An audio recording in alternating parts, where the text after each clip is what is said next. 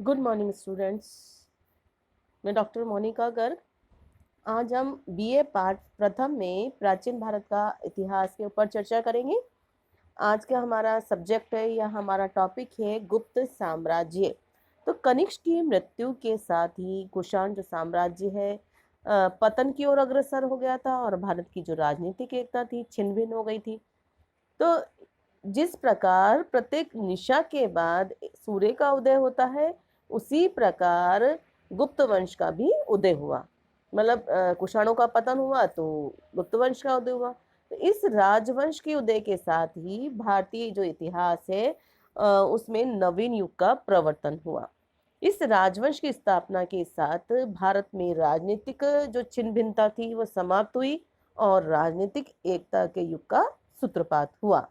गुप्त वंश के नेतृत्व में मुगल साम्राज्य के पतन के बाद प्रथम बार भारत में एक विशाल साम्राज्य की स्थापना हुई।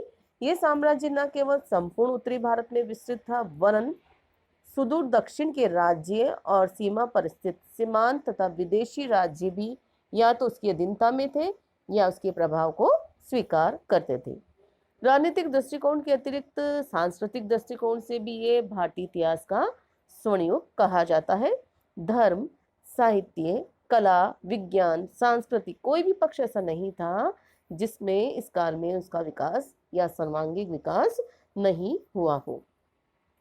अब अपन जो देखेंगे गुप्तों का परिचय करेंगे हम सबसे पहले कि गुप्त कौन थे। इसमें भी विद्वानों में काफी मतभेद है। जो डॉक्टर जायसवाल है वो गुप्तों को जाट मानते हैं। कुछ विद्वान ये मानते हैं वैश्य की वैश्य जाति के सूचक है, परंतु नामकरण के संबंध में हमेशा नियम का पालन नहीं किया गया है, क्योंकि कुछ लोगों ने इन्हें जो है शूद्र भी माना है। तो गुप्त जो बहुत से ब्राह्मणों के अंत में भी गुप्त लिखा रहता है, जैसे विष्णुगुप्त, उपगुप्त, ब्रह्मगुप्त। और गुप्त शब्द को जातीय निर्धारण का आधार नहीं माना जाता। ऐसा प्रतीत होता है कि अपने वंश के जो संस्थापक थे वो गुप्त, श्रीगुप्त ना के नाम के कारण सम्मान या श्रद्धा प्रकट करने के लिए जो ये गुप्त शासक है इन्होंने अपने नाम के अंत में गुप्त शब्द का प्रयोग किया था। ठीक है। अब गुप्त वंश के संस्थापक के ऊपर चर्चा करेंगे कि गुप्त वंश का जो संस्थापक था वो कौन था। गुप्त वंश का जो संस्थापक था वो श्रीगुप्त को कहा गया। पुराणों में भी गुप्त वंश के संस्थापक को गुप्त ही कहा गया है।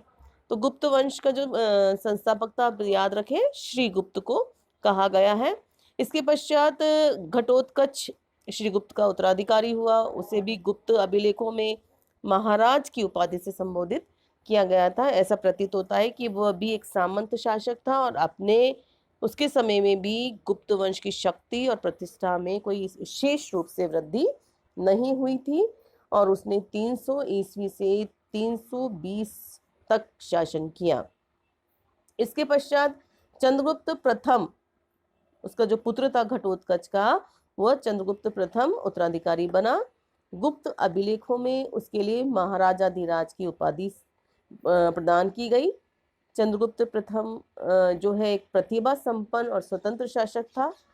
उसको जो महाराजाधिराज की उपाधि दी गई थी वो इस बात का प्रतीक है कि उसने भुज बल से शक्ति एकत्रित की और केवल स्वयं को सामंत की अधीनता से मुक्त ही नहीं कराया, वरन उसने क्या, अपने पौरुष से गुप्त राज शक्ति के विकास के द्वार खोल कर अपने पुत्र और उत्तराधिकारी जो समुद्रगुप्त था उसकी सार्वभौमिक साम्राज्य के लिए मार्ग प्रशस्त भी किया। अब उसके समय की जो सबसे महत्वपूर्ण घटना थी वो थी लिच्छवी वंश की कुमार देवी से विवाह।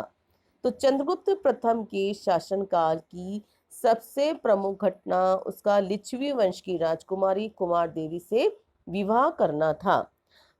इस विवाह की जो पुष्टि है चंद्रगुप्त कुमार देवी शैली के सोने की मुद्राओं से होती है।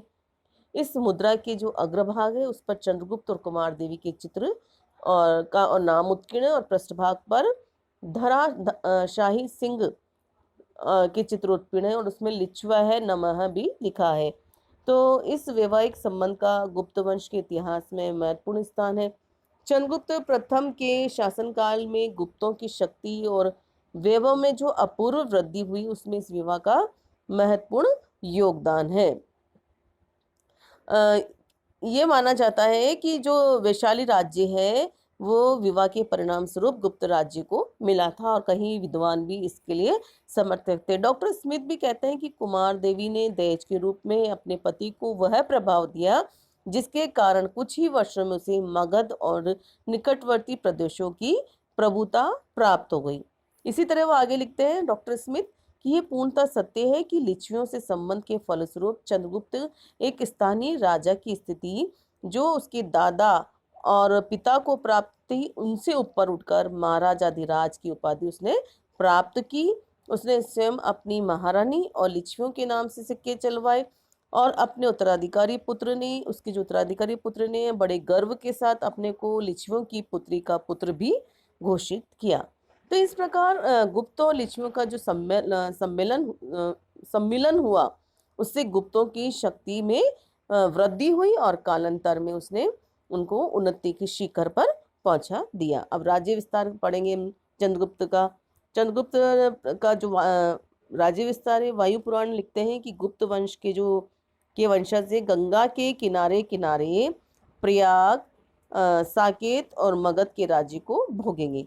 मतलब इससे स्पष्ट होता है कि चंद्रगुप्त प्रथम का जो राज्य है वह उत्तर प्रदेश, बिहार, बंगाल उसके प्रदेश में सम्मिलित था। पाटलिपुत्र भी उसके राज्य में था। डॉक्टर वासुदेव शरण उपाध्याय लिखते हैं कि चंद्रगुप्त प्रथम ने पराक्रम से अनेक राज्यों को जीता, पाटलिपुत्र में फिर से एक नए साम्राज्य की नींव डाली और महाराजाधिराज की उपाधि धारण की। श्री कृष्ण स्वामी अयंगर भी कहते हैं कि कुमार देवी से विवाह होने की पश्चात वैशाली पर भी उसका अधिकार स्थापित हो गया। तो ये था मौर्य साम्राज्य का जो प्रथम शक्तिशाली सम्राट था, गुप्त वंश का जो प्रथम शक्तिशाली सम्राट था चंद्रगुप्त प्रथम, उसके बारे में। आगे हम नेक्स्ट वीडियो में आपसे समुद्रगुप्त के ऊपर चर्चा करेंगे। धन्यवाद।